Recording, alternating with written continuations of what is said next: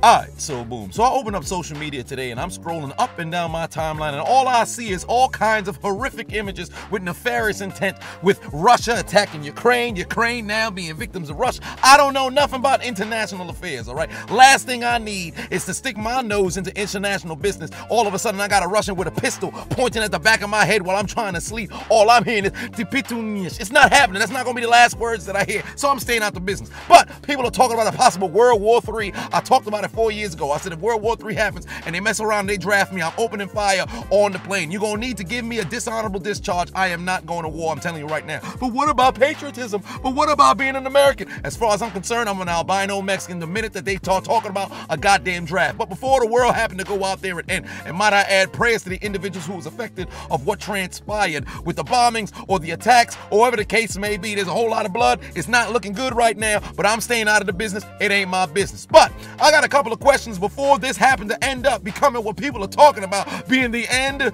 of the world. So there are some questions that need answers, and I would like to get those answers today. First and foremost, we're going to talk about fetishes. Who started the wax fetish? I need to know how this entire thing began, where it transpired, who was the catalyst of this nastiness, who was getting burnt while trying to light a candle, had the wax fall on their nipples, had the wax fall on their lower back and said, hey, burn it again. Who started this goddamn fetish? I need them executed expeditiously. All right, throw them in betwixt the crossfire of the bullets. Next up, the foot fetish.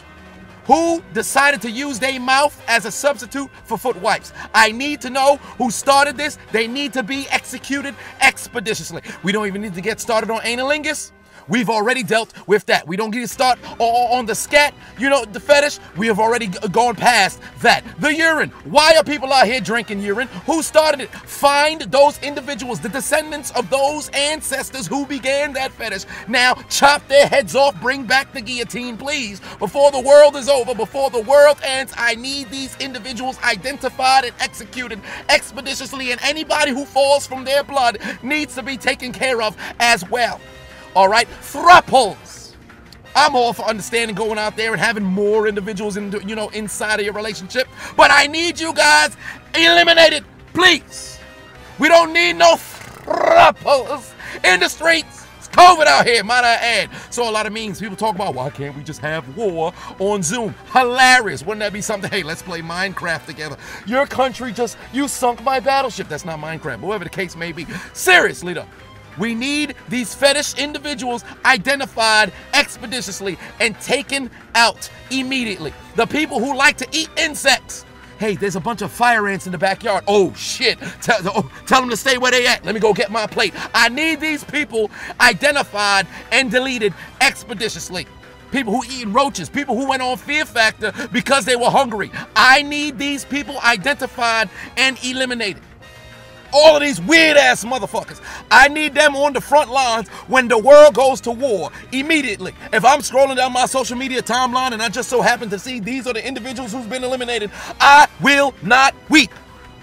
In the Bible, Jesus wept. I will not weep. I promise you a tear will not fall down my face because these people need to be eliminated expeditiously.